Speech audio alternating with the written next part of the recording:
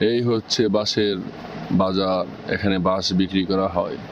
যেই বাঁশ মানুষকে দেয়, সেই বাঁশ আমরা আবার বাড়ির কাজে ব্যবহার করতে পারি।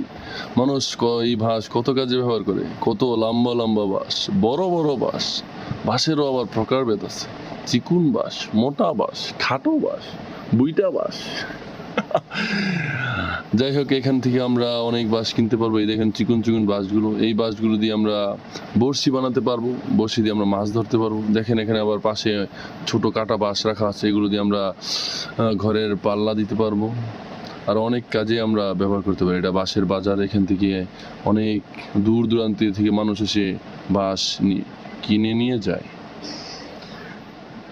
আপনারা চাইলে এখান থেকে এসে বাঁশ কিনতে পারেন। এটা হচ্ছে গিয়া আনন্দবাজার, সোনারগাঁও, নারায়ণগঞ্জ।